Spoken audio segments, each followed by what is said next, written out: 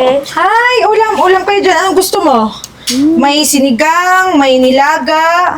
Anong gusto mo? Dalawang rice. Gusto mo? Sinigang. Ano po ito? Ito nilaga to. Naku, mainit pa. Masarap yan. Ah, sige. Ayan na lang po, tsaka po Eto. isang kanin. Sige. Balikan mo na lang po dito. Sige, suki kita eh. Alam ko. Sige, ingat ka. Sige. Balikan mo na lang. Ay, wala pa ng kanin. Mukhang okay negosyo natin Sir Abra, Pambayad ng renta, para sa pwesto, wala. Sir naman, pakiusap. Pwede bang konting palugit lang po? Alam niyo naman kung nagtatrabaho naman po ako dito na... 3 buwan ka nang may palugit pa rin hanggang ngayon? Sir, Nagnegosyo ka pa! Hindi mo naman pala kayang bayaran yung utang mo. Sir, ito lang po talaga yung pangkabuhayan ko, sir. Kung mawawala po ito, wala na po akong trabaho. Eh malapit ka na talagang mawala. Kasi kung hindi ka magbabayad sa akin, talagang aalisan kita ng pwesto Sir, dito. pakiusap. Konti lang po, 3 buwan. 3 buwan. Pwede magiging 6 months na. Alam niyo naman, sir, bumabawi pa lang po ako. Konting palugit lang po talaga. Gosh, hindi nagagana yung pagpapaawa sa akin eh. 3 buwan na binigay ko sa'yo, hanggang ngayon wala pa rin. Di ba? Nagde-negosyo ka dito, nagde-negosyo ka. Tapos hindi mo kaya bayaran. Eh nagnegosyo ka ba? Sir, nagtatrabaho naman po ako ng marangal, sir. Nagtatrabaho ka pala, bakit walang kita? Ha?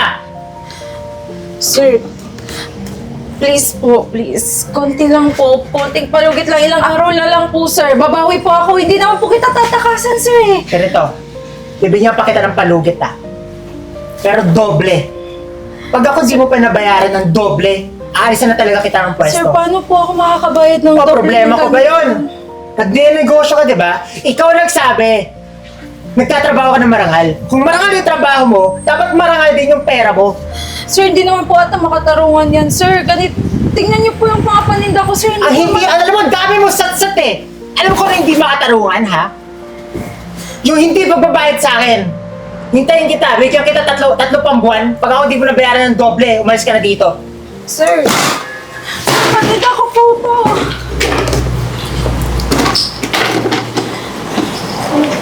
Grabe naman po kayo, sir.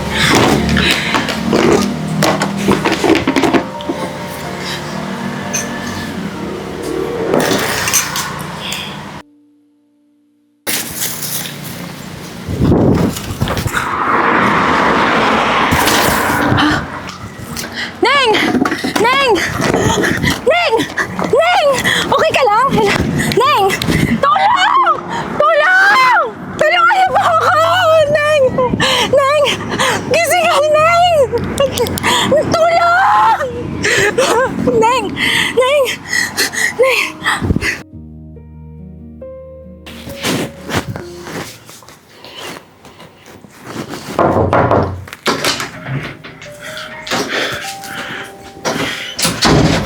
Ano nangyari sa kapatid ko? Sir, nakita ko po kasi kanina, nabangga po siya. Dinala ko po agad sa ospital. Paano siya nabangga? Ano nakabangga sa kanya? Sasakyan po. Kaso medyo hindi ko po nasundan lahat. Yung pagkabangga niya lang po yung nasundan ko, natutukan ko po talaga. Ash, maraming salamat Kung wala ka dun, hindi ko alam kung sino tutulong sa kapatid ko.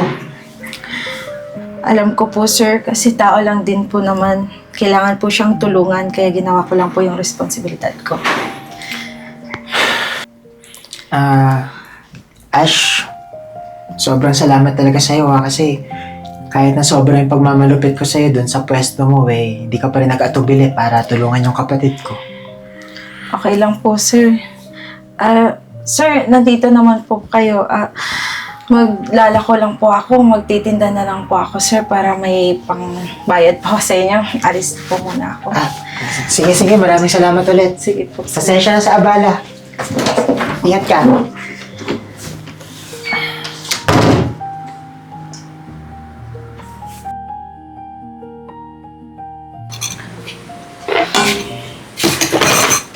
Oh, maaga pa. nagdelikpit ka na agad? Tsaka bakit parang wala kang paninda ngayon? Hindi po ako nagtitinda ngayon, sir, kasi wala na po akong pamuhunan po eh. Kaya nililigpit ko na po. Wala na po upa sa inyo. Wala na akong pangbayad sa inyo, sir. Kaya, mas mabuti nang magligpit na lang, sir. Ganun ba? Opo. Nga pala, gusto ko pala magpasalamat sa'yo kasi tinulungan mo yung kapatid ko eh. Alam mo naman, mahal na mahal ko yon. Kung di dahil sa'yo baka mas lumala pa yung kondisyon ng kapatid ko. Wala ka naman, sir. Kamusta po pala yung kapatid niyo po? Ayun, sa awa ng Diyos, mabuting kalagayan naman daw. Sabi ng nurse, wala naman daw major injury na nangyari sa kanya. So, it's all good. Buti naman po. Ayun nga, gusto ko lang din humingi sa'yo ng sorry kasi nga, sobrang sama ng pakikitungo ko sa'yo. Okay lang po yun, sir. Pinagmamalupitan kita.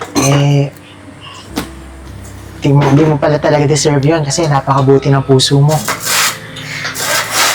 Ganun po talaga, sir, pagtrabaho. Ngayon po, medyo hindi po talaga ako makabayad sa inyo. Kaya nagligpit na po ako.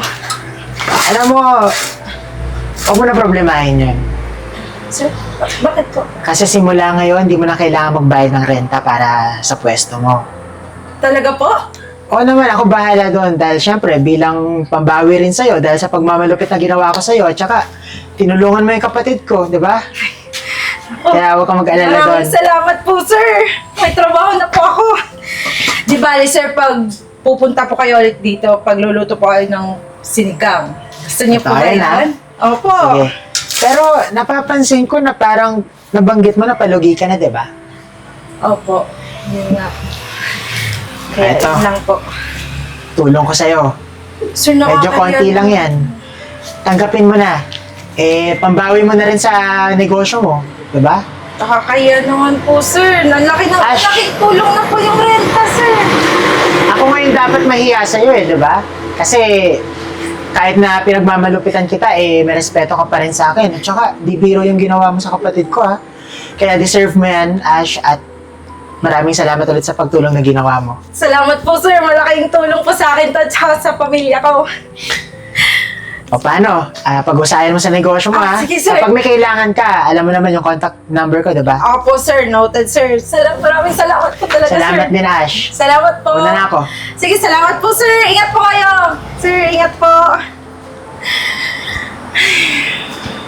Salamat naman.